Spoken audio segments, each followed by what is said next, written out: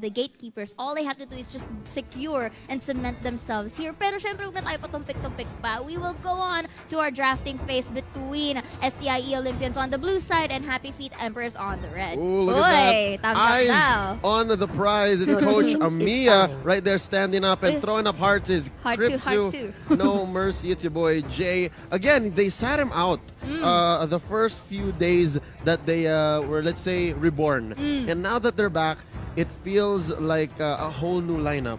And there are a lot of keys to defeating these two teams. Let's talk about the Olympians. A little bird told me that if you're able to choke out the Masha, if you're able to take that away from Nixu, the whole, let's say, the streak crumbles. But the streak is still on, right? So yeah, panalo pa rin ang SEO even against LPE last week. Right? Was it last week? Earlier this week. Earlier this week. Are you kidding me? So yeah, they are on a winning streak. And that is how you defeat the Olympians. I've heard is you take out the Masha, and there you go. HFE is on it. They know, they've been studying the VODs. And it looks like hahanap ng ibang strategy ang Olympians dito. Pero syempre nga na dahil we've seen that STIE Olympians are having that streak. Syempre meron pa rin silang mga situational picks ready and up for grabs. Kasi sabi nga ni Mika kanina na STIE Olympians is preparing again the fight against Happy Feet Emperors. May tinatago pa sila. I'm pretty sure Amia is not just about the Masha, and he's not just about the trap arrival. You know what I mean? Let's talk about the Emperors, though. There are a lot of ways to stop the Emperors. I think what you do here is you choke out either Aaron or Daniel. Yes, but you choke out the mage or the marksman. Pero we've seen that Happy Feet Emperors is also one of the teams na talagang naglalabas ng pocket picks. They're the first one who got out the Ruby. Pero syempre, hindi naman natin makita because this is an all or nothing game, so they cannot really afford any more mismatch when it comes to drafting. Uy, may tuturo. Yeah, you're right. You're right. These teams, they're at the top of their game, and there's nothing that'll go underneath the rug, under the carpet for them. As you can see, it's so nice to see the Olympians actually just have this fire underneath them. I haven't seen them this happy or this in the zone in a while. So yeah, look at this. I believe that is Nixu. Just so focused, so focused. He's the one who's just not looking at the camera, but everyone else, look at that. Even Lembot has his leg up on the chair. Yun na yung sasabi nating leg up plus 100 sa buff nila when in terms of play style. Tapos may panyu pa si Lembot. So you know what it is. Let's look at the draft now. We've been talking about these teams a little too in depth. Let's go into what SEO is doing. The Olympians banning out the Grok and the Selena, which has been quite a pocket pick for the Emperors. And I think, ang daming teams ngayon na pinag-aawayan yung Selena or pinapansin that it's no longer a pocket pick in the league. In this conference, it seems to be it's more of a priority na this time. Syempre parang ayaw na talaga nila get their hands on it. Pero syempre for the side of Happy Feet Emperors, they will be choosing that Lolita. And syempre para added damage onto the backside is going to be that Claude. At alam ng Happy Feet Emperors na kulang pa ng marksman ito STIE Olympian. So they will be banning out one of the most prioritized marksmen here, which is the carry. But I think si Kuya mo Jeff, sanay naman siya nag-Granger. But then again, the Granger against the Claude, that's a hard match. Both of these marksmen, they're able to go online much faster than say a carry. So that is going to be an interesting matchup if and only if Jeff does pick up the Granger here. Let's see what the Emperors are thinking. They were almost going to pick up the Zask there. That's an Aaron special. But instead, they go for the Lilia. Yes, syempre. Nakita naman din natin from the previous days that Lilia is being used efficiently. And syempre, parang isa na rin siya sa mga nagbabackup sa mga backdoor damages ng Happy Feet Emperors. But again, looks like STIE Olympians will be taking that Zask.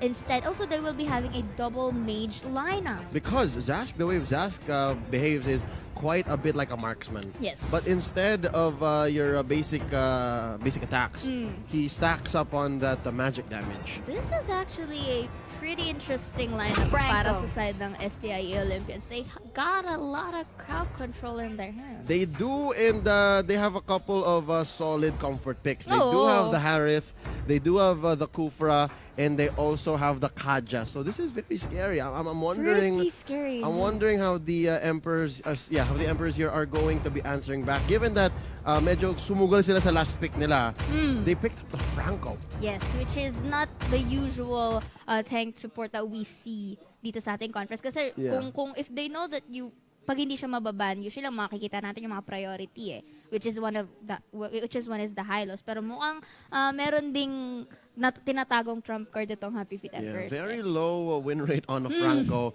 if ever he was picked anyways, you know? Yeah. In the conference, bilang sa isang kamay siguro kung ilang beses siya ginamit. At for the most part, I believe he hasn't performed. So, this matchup right here, E-Olympians versus the Emperors, a lot on the line. Ladies and gentlemen, let's go into the land of Dawn.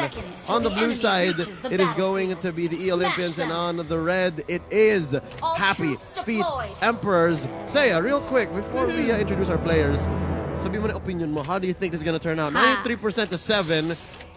What's your prediction? I'll go with STI Olympians on this one, draft-wise. All right, I agree. I actually like the way the Olympians are going here despite the lack of a marksman. Let's introduce our players, shall we? The Olympians are rocking Harith on Yuji, Kufra on Kripzu, Nixu on that Thams, Lembot on the Kaja, and Jeff on that Zask. For the side of Happy Feet Emperors, we have Renny J using the chow, but look at that hook. Napakaaga sa ating game ngayon, mga force. Magamit ang flicker, but the bouncing ball will keep him in place. Percy Cripson no mercy. That was a good job defending his friend. Ooh, love it. Very offensive use of the bouncing ball onto Van there. That's Lolita, by the way. Van on the Lolita. Yes, and Danielle on the Claude, Aaron for the Lilia, and Vern for that Franco. So far, so good for the side of STI Olympians. Pero again, Happy Feet Emperors showing the slight aggression dito sa ating early game. I don't like how the lineup on the Emperor side kind of rely on Rene J and Aaron popping off. Yes. Parang si Vern dyan, panigurado lang. They're just going to be trying to lock down Yuji or stop Lembot from threatening the Divine Judgment. But yeah, that aside, it seems like it's pick-off nation for the side of the Emperors. Totoo. And we can see that the overall draft nga ng Happy Feet Emperors here is, for that Lilia and that Claude specifically, are slowly scaling heroes, meaning they would be more effective when it comes to the mid phases ng ating game. At para naman sa side nga ng STI Olympians, they have this early game aggression which can actually be on to their favor kapag hindi nila hinayaang mag-scale itong Emperors. So as we stand here, we're still underneath 2 minutes. Not much has happened in the game. Although muntik na doon si, was that Van? Oo, si Van. Yep. Again, Crimson Mercy on the offensive bouncing ball. But yeah, we are going to take a quick pause here. There is something that needs to be dealt with in the back end of this matchup. Once more, you are watching the Nationals. It is the Emperors versus the E-Olympians, and a lot is on the line. What exactly has to happen here is the E-Olympians need to 2-0 the Emperors, and they need to at least get a 2-1 against Omega. Yes. Yun yung win condition nila. But even that puts them at a tiebreaker. Yes. That puts them in a very dangerous place. Yes, but still this is the opportunity for the side of STI Olympians to really grind their points here and to shake in Happy Feet Emperors' current spot, which is the top 4. And going back here, both teams eyeing out this turtle. That's a very good transition for both. Pero syempre numbers matter as HFE has 3 members there, and unfortunately Nixu was not able to steal. Yeah, but it looks like the Olympians are going to be converting here. They are trading that turtle for a turret down bottom, and Nixu gets hooked in by Vern. Bloody Hunt locking down our Thams, and the Cotton Inferno is not enough to survive. He stood there for quite a bit, but it's a little too much to ask to survive. And muntik na si Daniel doon, to be honest. With a little bit of health left, and it was a very good timing for the side of Happy Feet Emperors. But then again, SEO taking advantage of that, many numbers onto the top side, successfully pushes onto the bot. And pero, looks like HFE will retaliate here as they push the middle lane. Tamang hook lang dito sa ating Franco right here, but that's enough for them to shove away the members of SEO. Wow, E-Olympians here able to push down almost completely bottom, and natitira pang high ground doon, protecting the base. But yeah, Crypto No Mercy able to defend mid there. Yes. Impressive.